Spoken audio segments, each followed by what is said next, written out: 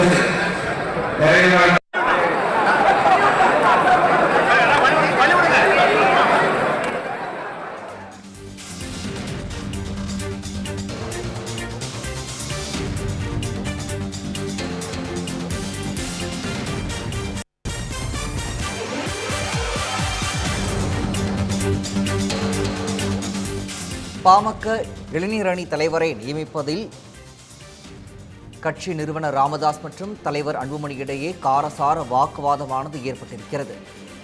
புதுச்சேரியில் நடந்த பாமக பொதுக்குழு கூட்டத்தில் ராமதாஸ் மற்றும் அன்புமணி இடையே காரசார வாக்குவாதம் ஏற்பட்டிருக்கிறது. இதில் விருப்பம் இல்லாதவர்கள் கட்சியை விட்டு வெளியேறலாம் என பாமக நிறுவனர் ராமதாஸ் ஆவேசமாக பேசியிருக்கிறார். முகுந்தன் என்பவரை இளைஞர் அணி தலைவராக நியமிக்க அன்புமணி எதிர்ப்பு தெரிவித்த நிலையில் அவர்தான் இளைஞர் அணி தலைவர் என ராமதாஸ் திட்டவட்டமாக தெரிவித்திருக்கிறார். புதுச்சேரியில் நடந்த பாமக பொதுக்குழு கூட்டத்தில் ராமதாஸ் அன்புமணி இடையே காரசார வாக்குவாதமானது நடைபெற்றிருக்கிறது. விருப்பம் இல்லாதவர்கள் கட்சியை விட்டு வெளியேறலாம் என பாமக நிறுவனர் ஆவேசமாக பேசியிருக்கிறார். இது தொடர்பான கூடுதல் விவரங்களை எமது செய்தியாளர் கவியரசன் வழங்க கேட்கலாம். கவியரசன், வணக்கம். விவரங்கள். தேர்தல் ஆணையத்துல பதிவு செஞ்சிருக்கக்கூடிய அரசியல் கட்சிகள் ஆண்டுக்கு ஒரு முறை பொதுக்குழு நடத்தணும். அந்த அடிப்படையில பாமக தங்களுடைய பொதுக்குழுவை புதுச்சேரியில இருக்கக்கூடிய சங்கமித்ரா மாநாட்டு அரங்கத்துல இன்னைக்கு நடத்துறாங்க. அதுல அந்த கட்சியினுடைய நிறுவனர் ராமதாஸ், தலைவர் அன்புமணி ராமதாஸ், கௌரவ தலைவர் ஜி.கே. மணி, இந்த மாதிரி முக்கிய நிர்வாகிகள்லாம் கலந்து கொண்டாங்க. அப்ப மேடையில பேசும்போது ராமதாஸ் அவர்கள் இளைஞர் சங்க தலைவர் பதவிக்கு ஒருவருடைய பேரை முன்மொழிகிறாரு, நியமிக்கிறார். அவர் அந்த அறிவிப்பை வெளியிடுறார்.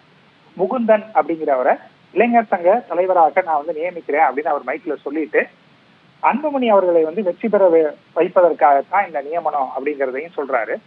அவர் பேசிக்கிட்டு இருக்கும் போதே அன்புமணி மைக்கை எடுத்துறாரு. இன்னொரு மைக்கை அவர் எடுத்து கையில வச்சிட்டு இருக்காரு. இவர் பேசும்போது அவர் வெயிட் பண்ணிட்டே இருந்தாரு. திடீர்னு அன்புமணிக்கு உதவியாக இருக்கத்தா அப்படின்னு அவரு ராமதாஸ் சொன்ன உடனே அன்புமணி அவர்கள் எனக்கு உதவியாகவா அப்படின்னு கேட்கிறாரு.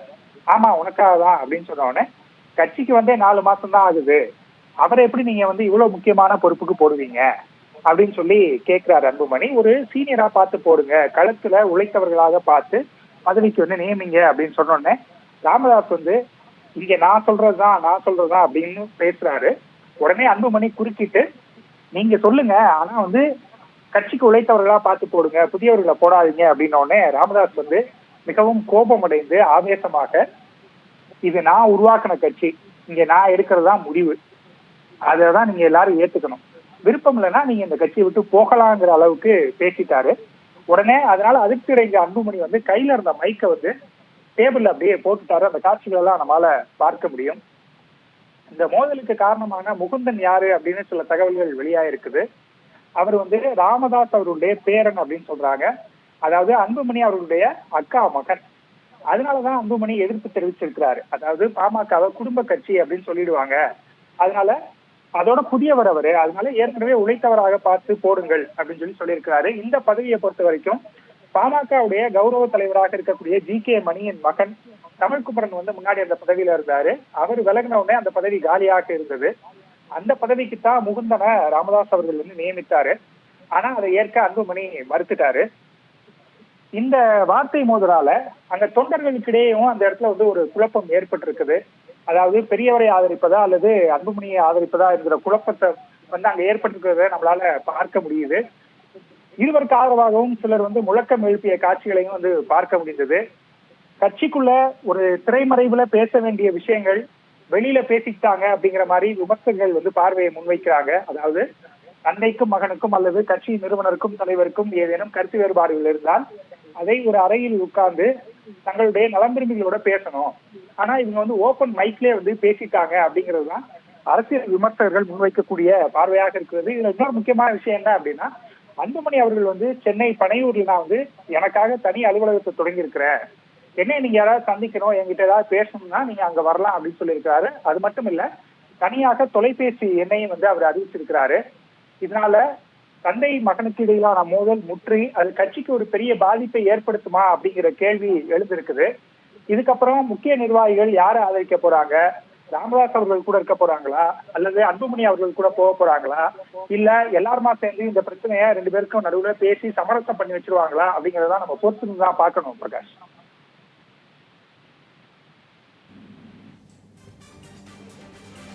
விவரங்களை வழங்கியமைக்கு நன்றி கவியரசன். பாமக இளைஞரணி தலைவரை நியமிப்பதில் கட்சி நிறுவனர் ராமதாஸ் மற்றும் தலைவர் அன்புமணி இடையே கருத்து மோதல் ஏற்பட்டிருக்கிறது. புதுச்சேரியில் நடந்த பாமக பொதுக்குழு கூட்டத்தில் ராமதாஸ் அன்புமணி இடையே காரசார வாக்குவாதமானது ஏற்பட்டிருக்கிறது. விருப்பம் இல்லாதவர்கள் கட்சியை விட்டு வெளியேறலாம் என பாமக நிறுவனர் ஆவேசமாக பேசியிருக்கிறார். முகுந்தன் என்பவரை இளைஞரணி தலைவராக நியமிக்க அன்புமணி எதிர்ப்பு தெரிவித்திருக்கிறார். இதையடுத்து அவர்தான் இளைஞரணி தலைவர் என ராமதாஸ் திட்டவட்டமாக தெரிவித்திருக்கிறார். இது நான் உருவாக்கிய கட்சி, நான் சொல்வதுதான் நடக்க வேண்டும் என பாமக நிறுவனர் ராமதாஸ் ஆவேசமாக பேசியிருக்கிறார். 4 மாதங்களுக்கு முன்பு பாமகவில் சேர்ந்த ராமதாஸின் மகள்வழி பேரன் முகுந்தனுக்கு கட்சி பொறுப்பு வழங்க அன்புமணி எதிர்ப்பு தெரிவித்து வருகிறார்.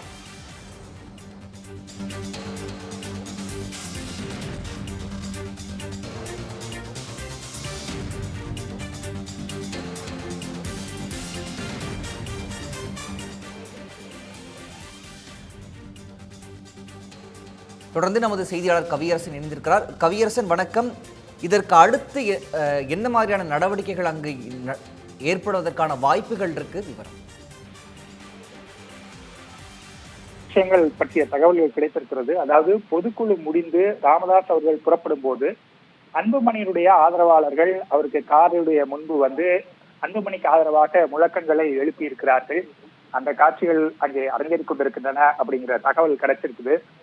இப்ப இந்த விஷயத்தை பொறுத்த வரைக்கும் ஏற்கனவே ராமதாஸ் அவர்கள் கட்சி ஆரம்பிக்கும் போது நானோ எனது வாரிசுகளோ அரசியலுக்கு வரமாட்டார்கள் அப்படின்னு சொல்லி உறுதி கொடுத்திருந்தாரு. ஆனா ஒரு கட்டத்துல தன்னுடைய மகன் அன்புமணிய கட்சிக்குள்ள கொண்டு வந்து அவரை மத்திய அமைச்சராக்கி இருந்தாரு. முதல்ல பாமக இளைஞர் சங்க தலைவராகத்தான் அவரும் இருந்தாரு. அதன் பிறகு தற்போது பாமக தலைவராக அவர் வந்திருக்கிறார். அதனாலதான் அடுத்து முகுந்தனை கொண்டு வரும்போது இன்னும் இது குடும்ப கட்சி அப்படிங்கிற அடையாளம் மேலும் வலுவாக பதிந்து விடுமோ அப்படிங்கிற அச்சம் அன்புமணிக்கு இருந்திருக்கலாம். ஆனா ராமதாஸை பொறுத்த வரைக்கும் இன்னும் கொஞ்ச நாள்ல சட்டமன்ற தேர்தல் வரப்போகுது. கடந்த சில தேர்தல்களா பார்க்கும்போது பாமகவுடைய பெர்ஃபார்மன்ஸ் பெரிய அளவுல இல்ல. அதனால தன்னுடைய கண்முன்பே கட்சி மீண்டும் நல்ல நிலைக்கு வர வேண்டும் அப்படிங்கிற ஆசை வந்து ராமதாஸுக்கு இருக்குது. அதனால தன்னுடைய அபிமானம் பெற்றவர்களை, தான் நம்பிக்கை வைத்திருப்பவர்களை கட்சி பொறுப்புக்கு கொண்டு வர வேண்டும் என்று அவர் நினைக்கலாம். ஆனால் அதை அன்புமணி ஏற்க மறுக்கிறார். இதுல இன்னொரு விஷயம் என்ன அப்படின்னா, இந்த முகுந்தன் வந்து அன்புமணி அவர்களுடைய அக்கா மகனாக இருக்கிறதுனால இந்த அரசியல் வந்து குடும்பத்துக்குள்ளேயும் போயிடுமோ அப்படிங்கிற ஒரு எண்ணம் அன்புமணிக்கு இருக்கான்னு தெரியல. அதனால கூட அவர் இதை வெளிப்படுத்தி இருக்கலாம். இப்ப நம்ம முன்னாடி இருக்கக்கூடிய முக்கியமான கேள்வி என்ன அப்படின்னா, இந்த பிரச்சனை அடுத்து எப்படி போக போகுது? இது இதோட முடிஞ்சிருமா? சமரசம் ஆயிடுவாங்களா? அல்லது இவங்களுடைய ஆதரவாளர்கள் அவங்களுடைய ஆதரவாளர்கள்னு கட்சி ரெண்டா பிரியுமா? அப்படி ஒரு வேலை நடந்தா அடுத்த கட்டமாக என்ன ஆகும்? கட்சி யாருக்கு போகும்? நிறுவனர் அப்படிங்கிற அடிப்படையில ராமதாஸ் கிட்ட இருக்குமா? அல்லது தலைவர், பெரும்பாலான நிர்வாகிகள் அன்புமணி கூட இருக்காங்க அப்படின்னு அவரு கூட போகுமா அப்படிங்கறதெல்லாம் தெரியல. நம்ம அதெல்லாம் பொறுத்திருந்து பார்க்கணும். தற்போதைய பொறுத்த வரைக்கும் தொண்டர்கள்கிட்டையும், அதாவது இவங்க 2 பேரும் மேடையில பேசிக்கிறது மட்டும் இல்லாம தொண்டர்கள்கிட்டையும் இந்த வார்த்தை மோதல் போயிடுச்சு அப்படிங்கறத நம்மளால களத்துல பார்க்க முடியுது பிரகாஷ்.